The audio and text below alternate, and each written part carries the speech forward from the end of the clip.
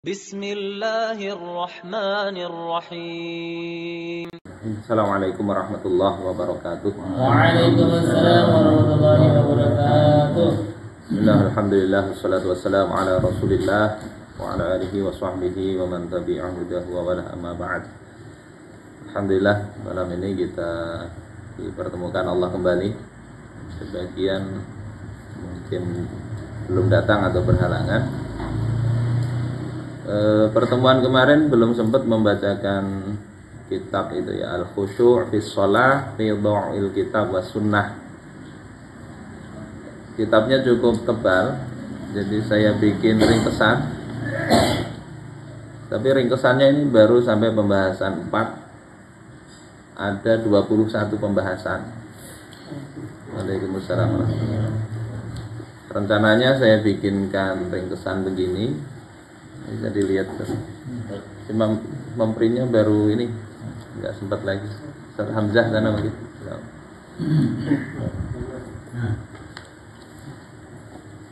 Saya bikin agak jarang-jarang.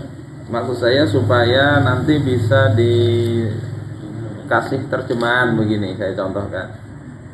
Jadi kasih terjemahan per kata sehingga sekaligus latihan bahasa Arab, menambah kosakata.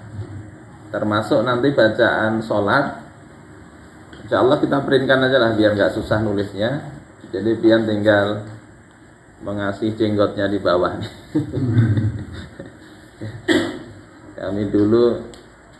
Kalau kami dulu nulis, gurunya nulis, kita nulis. Tapi kayaknya kelamaan. Dan tulisan saya nggak bagus. Kalau saya nulis pakai komputer bagus ya.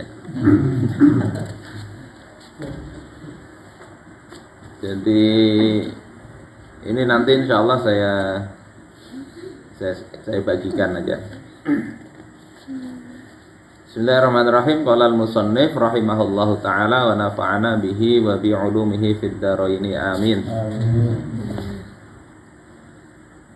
Qala Rasulullah sallallahu alaihi wasallam, berkata Rasulullah sallallahu alaihi wasallam. Ini di dalam hadis riwayat Imam Ahmad, Al-Bazzar, An-Nasa'i dan Ibnu Hibban. Kata beliau, innar rajula, sesungguhnya, inna itu artinya sesungguhnya, ar-rajul itu seorang lelaki, tapi ini sebetulnya berlaku juga untuk perempuan. Jadi kalau disebut rajulun berlaku juga untuk perempuan. Tapi kalau imro'ah belum tentu berlaku untuk laki-laki. La yusalliya, benar-benar dia telah sholat. Wala'allahu, dan barangkali dia itu alla yakuna, tidak ada lahu baginya min sholatihi, dari sholatnya itu illa usyruha, kecuali usyruha, sepersepuluhnya, wa tus'uha, dan sepersembilannya, wa thumunuha, dan seperdelapannya, au subu'uha, atau sepertujuhnya. Hadis ini menunjukkan sholat itu bisa pahalanya berbeda-beda antar satu orang dengan orang yang lain. Apa yang menentukan? Ya, kalau Imam Sufyan Ats-Tsauri mengatakan di dalam Hilyatul Auliya halaman 161, yuktabu lirajuli, ditulis lirajuli, bagi seorang lelaki, min sholatihi, dari sholatnya itu, ma'akila minha, apa yang dia telah memahami dari sholatnya itu. Jadi maknanya kalau kita lihat dari hadis dan ini tadi, sholat seseorang itu nilainya tergantung apa yang dia pahami dari sholatnya, yang dia khusyuk di situ dan paham maknanya. Terus yang nggak paham bagaimana? Ya belajar, makanya kita tingkatkan sedikit demi sedikit. Terus pembahasan pertama dari kitab ini adalah mafhumul khusyuk. Memahami atau pemahaman tentang khusyuk. karena ini kitabnya panjang, satu definisi itu banyak sekali kutipannya. Di sini saya kutipkan satu saja. Bukan satu, di sini dua ya. Al-khusyu'u lughatan, khusyuk secara bahasa. Musannif mengutip kata Ar-Raghib Al-Asfahani di dalam Mufradat Al-Fadhil Quran. Jadi ada kitab judulnya itu Mufradat Al-Fadhil Quran. Mufradat itu kosakata dari lafaz-lafaz Al-Quran. Kata beliau al-khusyu'u ad-dara'ah. Yang namanya khusyuk itu adalah dara'ah. Dara'ah itu maknanya merendahkan diri, sama dengan tadarru'. Jadi khusyuk itu maknanya begitu secara bahasa. Wa aktsaru ma yusta'malul khusyu' fi ma yujadu 'alal jawari. Dan sebagian besar digunakan kata khusyuk itu dalam apa-apa yang ada pada anggota badan. Jadi kalau khusyuk itu ke anggota badannya, karena banyak bergerak, ya khusyuk.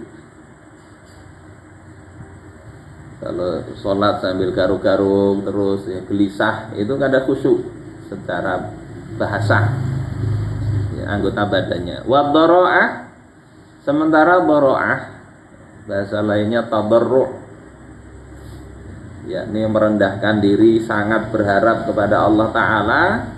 Aksaruma tusta'malu fima yujadu fil qalbi.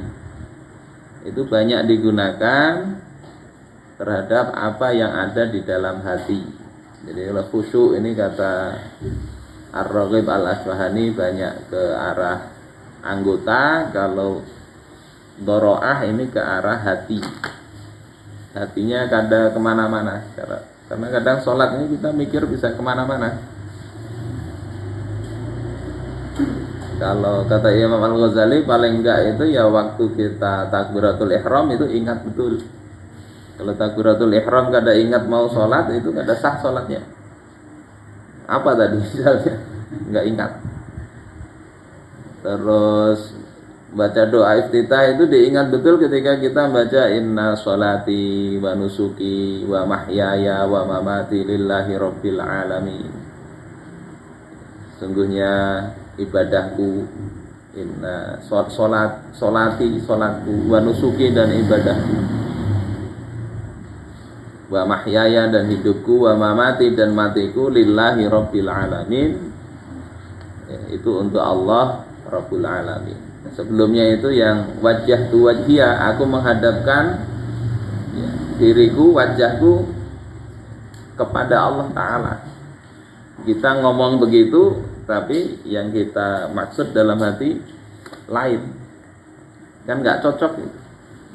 Kepada orang aja nggak pantas rasanya kan, menjulung sesuatu, tapi yang kita menatapnya ke yang lain kada sopan. Kalau ini kesampian aja, sebenarnya dijulungkan yang lain kada pas begitu. Itu secara bahasa. Kalau kata Imam Al-Jurjani dalam At-Ta'rifat, al-khusyu' wal khudu' wat tawadhu' bi makna wahid. Khusyu', khudu', kemudian tawadhu' itu maknanya sama. Secara bahasa begitu. Nah, secara istilah Imam Al-Jurjani mengatakan khusyuk fi istilahi ahli haqiqah. Khusyuk dalam istilah ahli hakikat maknanya adalah al-inqiyadu lil haq. Khusyuk itu maknanya inqiyad. Inqiyad itu tunduk. Tunduk kepada al-haq, kebenaran.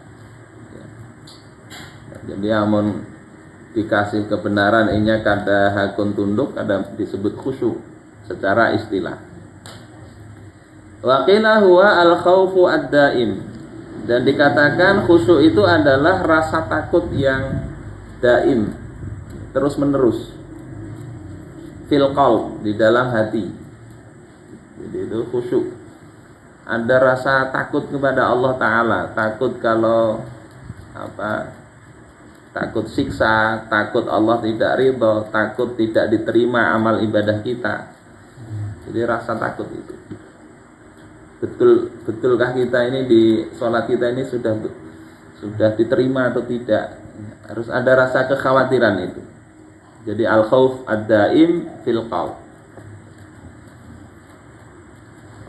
Kemudian qila dikatakan min alamatil khusyuk, di antara tanda-tanda khusyuk, annal abda, sesungguhnya seorang hamba, idza ghadaba, kalau dia marah, au khulifa, atau dia itu diselisihi orang. Jadi dia sarik atau dia sedang ditentang orang lain. Orang dipadahi kada ma'asi tapi malah menyerang balik. Khulifa itu diselisihi. Kita ngomong A, dia bantah. Aurudda alaihi, ataupun dia ditolak. Istaqbala dzalika bil qabul. Dia akan menghadapi semua itu dengan penerimaan. Itu tanda khusyuk itu begitu. Jadi kada melihat orang lain,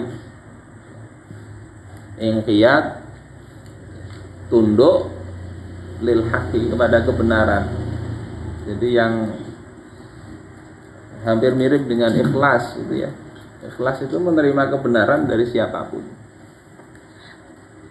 Ini kata Imam Al-Jurjani di dalam kitab At-Ta'rifat. Kemudian di dalam Madarijus Salikin dikatakan al-khusyu'u qiyamul qalbi baina yadayir rabbi bil khudu'i wadzul. Khusyuk itu adalah tegaknya hati, yakni aktivitas hati baina yadayir rabbi, di hadapan Allah Ta'ala, bil khudu' wadzul, dengan ketundukan dan merasa hina. Merasa kita ini kan ada apa-apanya. Makanya kalau kita sejak takbir pun kita mengakui kemahaagungan Allah Subhanahu wa Ta'ala, kemahabesaran Allah Ta'ala. Nah, definisi yang dipilih dari banyak definisi yang dikutip oleh musannif itu adalah khusyuk itu layyinul qalb, lembutnya hati. Apa ya, kalau sahabat itu kadang ketika sholat bisa sambil menangis, membaca ayat, kadang satu ayatnya diulang-ulang menangis mereka. Menangis itu terjadi karena memang ada hati yang tersentuh dengan bacaan itu. Nah, itu bisa terjadi kalau memang sholat itu dirasakan betul-betul. Kadang mau stumat. Kalau sebentar saja memang kada terasa kadang sholat itu.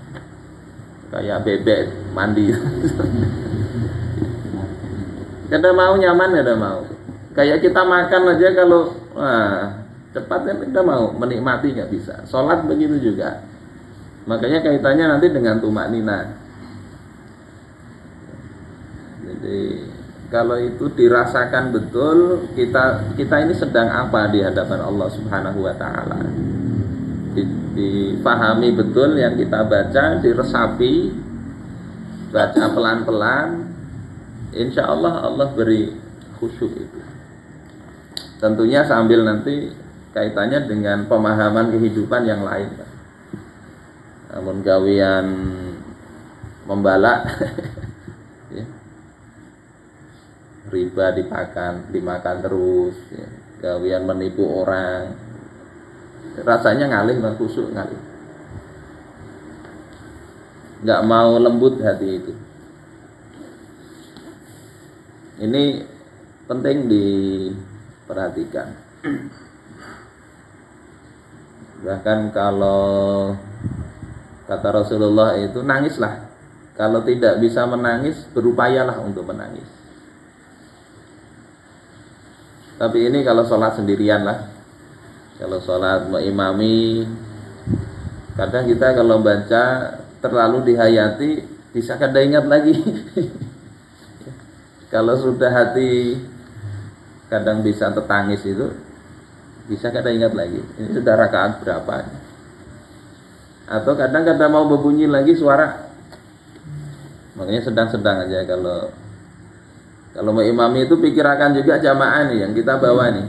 Jadi sholat kita ini enggak sholat sendirian. Imam itu innamal imamu junnah.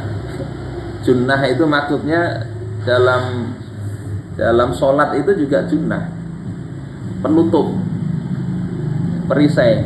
Jadi kekurangan makmum itu kita yang nanggung. Jadi kalau jadi imam sambil dipikirkan, mudah-mudahan sholat jamaah ini juga diterima Allah Subhanahu wa ta'ala. Jadi kita membawai orang. Kadang kita mikirkan hafalan aja gak ada. Atau kita jadi yang kita pikirkan seolah-olah sholat sendiri. Enggak begitu. Kalau imam ya dia sadar dia itu nutupi kekurangan jamaah, termasuk nutupi kekurangan kekhusyuan jamaah. Jadi layyinul qalb wa khudu'uhu, dan ketundukan hati, wariqatuhu. Riqah itu sebenarnya tipis, mudah terbawa oleh bacaan, ya, kemudian suasana, kemudian sukunuhu, ketenangannya, wa khuduruhu waqta talabusihi bi taatillah. Kemudian hadir hatinya waktu dia itu sedang melakukan ketaatan kepada Allah Ta'ala. Jami'ul jawarih wal a'dha zahiran wa batinan. Seluruh anggota tubuh baik zahir maupun batin. Nah itu khusyuk, definisinya begitu. Mudah-mudahan kita bisa Allah berikan kekhusyuan. Li'annaha tabi'atun lil qalb, ya, karena anggota tubuh itu mengikuti hati. Jadi tanda khusyuk itu memang khusyuk itu tempatnya di hati, tapi anggota tubuh mengikuti hati. Kalau hati enggak khusyuk ya anggota tubuh kelihatan juga efeknya. Al-mabhatsu tsani, pembahasan kedua, al-farqu baina khusyu'il iman wa khusyu'in nifaq. Perbedaan antara khusyuk karena iman dan khusyuk karena nifaq. Ini ada riwayat bahwasanya khusyuk itu bisa jadi khusyuknya orang munafik. Kata Khuzaifah radhiyallahu an, iyyakum wa khusyu'un nifaq. Jauhi oleh kalian khusyuknya orang munafik. Maka ditanyakan, wa ma khusyu'un nifaq? Apa khusyuknya orang munafik itu? Ya, khusyuknya nifaq itu. Maka beliau katakan, taro al jasada khashi'an. Engkau melihat badannya itu khusyuk. Pokoknya kelihatannya khusyuk. Wal qalbu laisa fi khashi'. Tetapi hatinya enggak khusyuk. Umar bin Khattab itu diriwayatkan, ya, beliau melihat rajulan taqta'a raqabatahu fi shalah. Ada melihat orang yang taqta'a itu artinya nih membungkukkan. Ini lehernya pokoknya terlalu membungkuk dalam sholatnya. Kemudian Umar katakan, ya sahibar raqabah, wahai orang yang pemilik leher, yang lehernya dengkluk, menunduk. Irfa' raqabatak, angkat leher engkau. Laisal khusyuk fir riqab. Khusyuk itu bukan pada leher, kebanyakan menunduk benar. Innamal khusyuk fil qulub. Khusyuk itu sesungguhnya hanya ada di dalam hati. Jadi khusyuk itu bukan fisiknya yang enggak karu-karuan, bukan. Di dalam Madarijus Salikin juga diriwayatkan bahwasanya Bunda Aisyah radhiyallahu anha melihat para pemuda yamshuna wa yatamawatuna fi masjidihim. Mereka berjalan kemudian yatamawatun. Yatamawatun itu maknanya memperlihatkan kelemahan. kata orang Jawa kelemar-kelemer. Kemudian Bunda Aisyah bertanya kepada sahabatnya, man haula, siapa mereka itu? Maka yang ditanya menjawab nusak, ay ubad. Nusak itu maknanya ubad, ahli ibadah. Jadi menampakkan kekhusyuan itu bahkan sampai jalan pun itu model galai bandar gitu nah. Nunduk mungkin lah. Sekalinya mencari kalau ada batu akik ya. Ya khusyuk benar. Maka kata Aisyah, kana Umar bin Al-Khattab idza masya asra'a. Adalah Umar bin Khattab itu kalau jalan beliau itu cepat saja. Nabi itu kalau jalan cepat saja. Bukannya kalau khusyuk itu jalannya pelan itu, mendayu-dayu jalannya, enggak begitu. Jadi kalau jalan cepat saja. Kemudian wa idza qala asma'a. Kalau beliau berbicara itu kedengaran, yakni lantang. Jangan khusyuk kemudian gara-gara ingin jadi khusyuk nadanya itu jadi tadi delewer. Apa istilahnya? Ya tadi lemes gitu. Wa idza daraba auja'a. Kalau Umar mukul itu dasar bikin sakit. Jadi dasar gancang benar Umar itu. Berjalan cepat, kalau berbicara lantang, kalau memukul gancang. Wa idza at'ama asba'a. Kalau beliau memberi makan itu mengenyangkan orang. Wa kana huwa an-nasik haqqan. Dan adalah Umar itu adalah orang ahli ibadah yang betul-betul. Jadi jangan kita bayangkan orang yang khusyuk ahli ibadah itu langsung tampilannya jadi lemes gitu, enggak. Tetap kuat, tegar. Umar itu begitu. Beliau sering menangis dalam ibadah, dalam munajatnya. Tapi kalau dalam keseharian terengginas ya orang. Ini khusyuk yang betul itu begitu. Jadi enggak ngefek kita jadi lamban ya, kelemar-kelemar, enggak begitu. Baik, ini mungkin dua pembahasan kita malam ini.